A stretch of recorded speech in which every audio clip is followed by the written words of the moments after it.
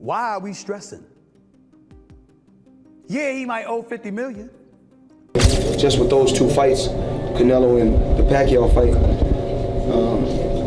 400 million, just with those two fights. Imagine getting a letter from the IRS saying you owe millions in taxes. That is how Floyd Mayweather got knocked out by the IRS. Stephen A. Smith, known for his direct and outspoken style, has voiced concerns about Floyd Mayweather Jr.'s financial situation. He highlighted what he sees as inconsistencies between Mayweather's claims of massive earnings per fight and his ongoing financial obligations, including reported issues involving the IRS. Smith argued that someone with Mayweather's level of success and wealth shouldn't be dealing with these kinds of complications. He also suggested that continued financial disputes could affect how Mayweather's legacy is ultimately viewed. Overall, his remarks focus on the contrast between Mayweather's public image of financial dominance and the legal and monetary challenges tied to him. Up to about $140 million that you're throwing around. I don't understand this, but here's all I got to say. For those of you that are looking at him and you're saying to yourself, excuse me, according to the reports, he makes about $1.5 million per show or whatever. Why are we stressing? Yeah, he might. In his breakdown, Stephen A. Smith expressed clear surprise at Floyd Mayweather Jr.'s financial decisions, pointing out how unexpected it is for someone who has earned such enormous sums to be linked with ongoing disputes. He suggested that these situations raise concerns not just about financial judgment, but also about how they could affect Mayweather's reputation within the sports world. Smith stressed the importance of maintaining strong financial discipline, especially for high-profile athletes. He also indicated that Mayweather's circumstances could serve as a cautionary example, showing how poor money management may impact how a career and legacy are ultimately viewed over time. You know, kind of sold that. It was great marketing. He's not a boxer, but hey, he was a knockout artist in the UFC. I get it. John Gotti III, I don't know anything about him. I'm not trying to disrespect him. And yes, I'm being smart. I'm not trying to disrespect the grandson of a mobster. Fair enough. But what I'm trying to say is this. When you're great, when you're elite, not just anybody deserves to be in your pristine space. And what I mean by that is I'm not talking about on the street or anything like that. Boxing is your thing. Floyd Mayweather Jr., widely known as Money Mayweather, has built his image around massive financial success, often referencing earnings of around $400 million from fights against Manny Pacquiao and Canelo Alvarez. The 2015 bout with Pacquiao alone generated over $400 million in total revenue, with Mayweather reportedly taking a significant portion. Despite these figures, questions about his finances surfaced when the Internal Revenue Service placed a lien tied to roughly $22.2 million in unpaid taxes from 2015. This situation led to increased scrutiny over how his wealth was being managed, especially given his public image centered on luxury and financial dominance. Mayweather later addressed the issue, stating that he had already paid $26 million in taxes for that same year. He rejected the concerns, insisting that his financial standing remained solid and that his obligations were under control. The contrast between his public claims of financial strength and the reported tax matter highlights the complexities of managing large-scale earnings, even for top athletes. Again, and they say that he's fighting for money. How could that be? Your team. You know, it's all about who you surround yourself with. I don't know who's his promoter. I gave him the option before. Well, Manny spoke before about fighting the first time. I think I offered him, 40 million. I don't know if it was, but I told him I would wire him 20 million within 48 hours. And then at that particular time, he said he wanted 50-50, and he got off the phone. And at that time, I think I was going to make, for that fight, probably 75 million at that time, somewhere upwards of 75 million. But it's all about timing. I took my time, I waited, we communicated. Floyd Mayweather Jr. often reflects on his early years, describing a journey that began in difficult circumstances and led to the pinnacle of boxing success. As a child, he lived in a small one-bedroom apartment in New Jersey with multiple family members, at times facing harsh conditions, including periods without essential utilities. His mother battled addiction, while his father, Floyd Mayweather Sr., spent long stretches in prison during his upbringing. Despite these challenges, Mayweather found direction in boxing. He has spoken about becoming self-reliant at a young age, developing a strong sense of independence. His father later played a key role in shaping his mindset, emphasizing discipline and focus, and encouraging him to let his performances speak rather than seeking attention outside the ring. Mayweather has often summed up his mentality with the phrase, "It's never good enough," reflecting a constant drive to improve and a willingness to block out external criticism. Throughout his career, he has remained focused on his goals, largely unaffected by public opinion. His story ultimately highlights persistence and determination, showing how he overcame early adversity to reach the highest level in the sport. Before I can take care of anyone outside the home, I must take care of home first. So what I believe in every day is I strengthen my children and my family by giving them wisdom about life. In the boxing world, my dad taught me also, the less you get hit, the longer you can last in the sport of boxing. That's like anything in life. For a person that's working a 9 to 5, an everyday job, you want to take as less punishment as possible on the job so you can last a very long time and feed your family. And then my dad also taught me this. It's never good enough, no matter what. It's never good enough. Stephen A. Smith has openly criticized Floyd Mayweather Jr. for continuing to participate in exhibition bouts against opponents viewed as far less competitive, including Conor McGregor. He has questioned why Mayweather remains active in these events despite already earning enormous sums throughout his career, including an estimated $280 million from the McGregor fight. Smith suggests that these appearances seem more financially motivated than driven by true competition. He also argued that taking part in such exhibitions could impact Mayweather's legacy, noting that elite athletes of his caliber are typically expected to compete against top-level opposition. According to Smith, the level of competition in these later appearances does not match the standard Mayweather faced during his prime, which could influence how his career is remembered over time. In addition, Smith pointed to what he sees as a contradiction between Mayweather's immense earnings and his financial obligations, referencing the reported $22.2 million tax lien from the Internal Revenue Service in 2015. He questioned how someone with such wealth could encounter these issues, suggesting that stronger financial management might have prevented them. Mayweather's public image has also been shaped by his displays of wealth and lifestyle. In May 2024, reports circulated claiming he gave $30,000 in cash to 3 homeless individuals near the Crypto.com arena. The story gained traction online and was praised by some, but questions emerged when Mayweather later shared posts from Dubai around the same time. His apparent presence overseas led some observers to question the accuracy or context of the reported incident, as the timeline created uncertainty about his direct involvement.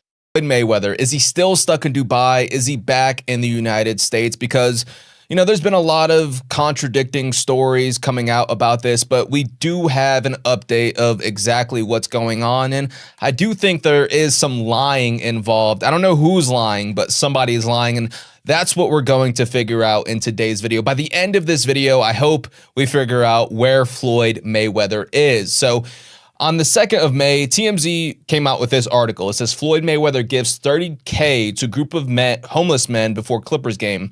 Now, this comes amid, rumors of Floyd Mayweather being stuck in Dubai because he owes people money. And, these are coming from trustworthy sources, Gervonta Davis, Floyd Mayweather, people who know about Floyd Mayweather's inner life.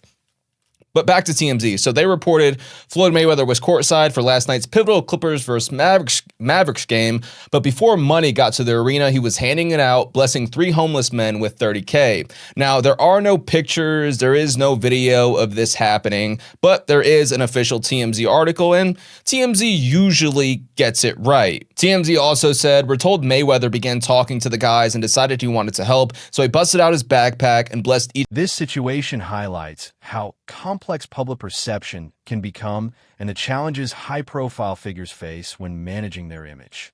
Floyd Mayweather Jr. was recently linked to a reported charitable act in Los Angeles that quickly gained media attention. However, questions soon arose about the timing of the report, leading some to doubt whether the event happened exactly as described. At the same time, Mayweather was seen in Dubai, which added to the uncertainty. The difference between the reported act and his confirmed location led to speculation about whether the story had been presented in a way that enhanced his public image. While charitable actions often improve a celebrity's reputation, any inconsistency can have the opposite effect.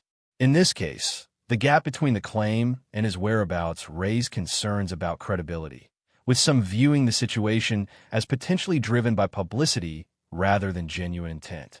This episode shows how quickly public narratives can be questioned and underscores the importance of aligning statements with verifiable facts. It also contributed to increased scrutiny of Mayweather's Mayweather had a overall tough image. life living. Beyond that, Mayweather, long regarded as one of boxing's greatest, has continued to face attention regarding his financial matters. Despite earning massive sums during his career, including a reported $220 million from his 2015 fight with Manny Pacquiao, he encountered issues with the Internal Revenue Service. In 2017, the IRS filed a federal tax lien for approximately $22.2 million tied to unpaid taxes from 2015.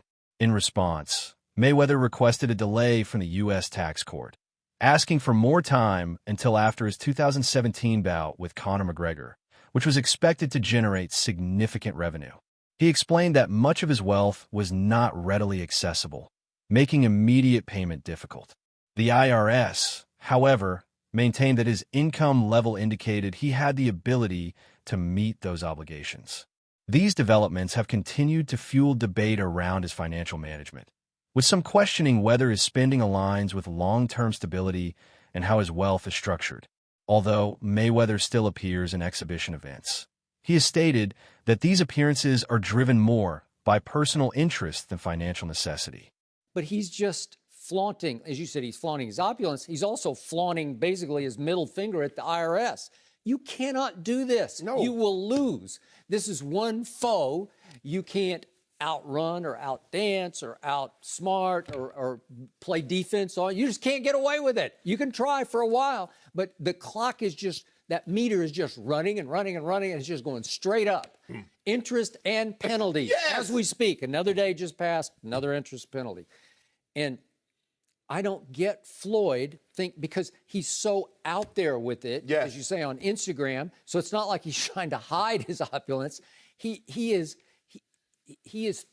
throwing it out for all to see with all those cars and all the, it's outrageous. And he's earned. Joe Rogan recently expressed surprise at the extravagant lifestyle and financial decisions of Floyd Mayweather Jr. during a podcast conversation. Rogan reacted with amazement while describing Mayweather's collection of luxury items, including high-end watches and diamond jewelry. He pointed out that maintaining such a lifestyle requires a steady stream of income, suggesting that spending at that level demands constant cash flow over time. Mayweather's financial history has also attracted attention, particularly regarding tax matters. In 2017, the Internal Revenue Service filed a lien stating that he owed around $22.2 million in unpaid taxes from 2015, a year when he reportedly earned a substantial amount from his fight with Manny Pacquiao. Although Mayweather has stated that he paid approximately $26 million in taxes for that period, questions have remained due to the reported discrepancies. More recently, in 2024, reports indicated that Mayweather paid over $18 million to the IRS, showing that tax-related obligations continued even after his active career. These developments highlight the complexity of managing large-scale wealth, demonstrating that even top-earning athletes must carefully handle their finances. Rogan's comments ultimately underscore the importance of disciplined financial planning, regardless of how much someone earns. That money to the IRS, how much does he owe? It's in the $20+ million range. It's a lot of money, man. But it's not something that he's been, it's not like deception. No. It's just neglect to It's pay. neglect. And it's also like, I think, and there is like a truth to this. He makes so much money. There's probably a point when they're like, hey, it's time to pay your taxes. And you go like, all right, here's a check for $25 million. That's an incredible amount of money. And then they go, that's true, but you owe 50 more. And he's just like, that can't be right. I've given you $25 million. Yeah, he's bought over 100 luxury cars from the same dealer and always pays in cash.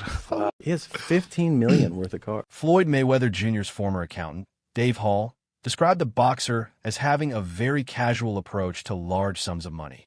According to Hall, amounts like $50,000, $100,000, or even $200,000 were often treated as relatively minor, reflecting a mindset that such figures didn't significantly affect his overall wealth. This perspective suggested a belief that his income was so high that smaller amounts didn't require close monitoring. However, Hall also pointed out that this approach can raise concerns from a financial management standpoint. When dealing with major investments, such as commercial real estate or shopping centers worth around $100 million, the way profits are structured becomes critical. For instance, a $10 million gain could be taxed very differently depending on how it's handled, potentially leading to much higher liabilities if not planned properly. This example underscores the importance of detailed financial oversight and strategic tax planning, especially at high income levels. Changes in tax policies, including adjustments to rules like step-up and basis, can further increase exposure if not carefully managed.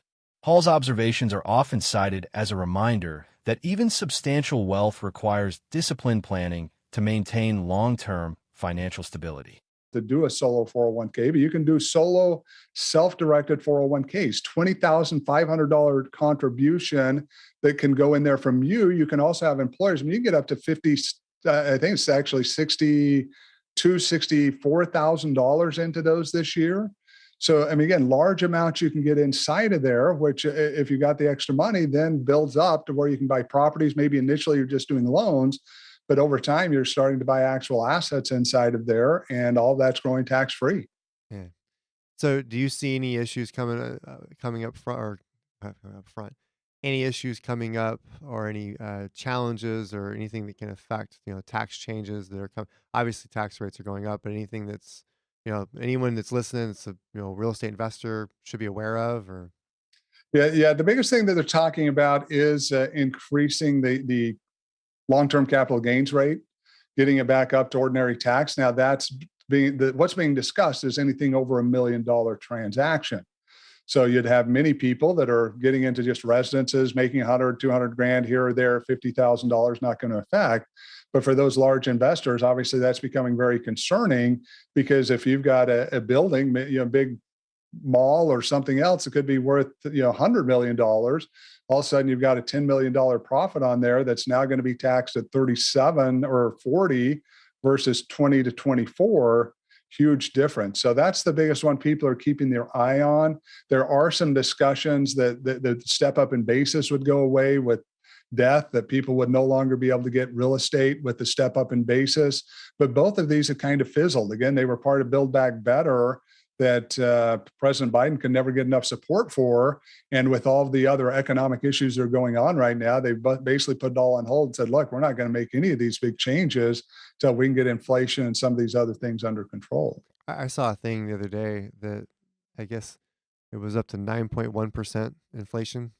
Yeah. And it just, was that yesterday, I think. It Yesterday, was all over Facebook that it went up like even more. And I know that we got quoted on a refinance for like 8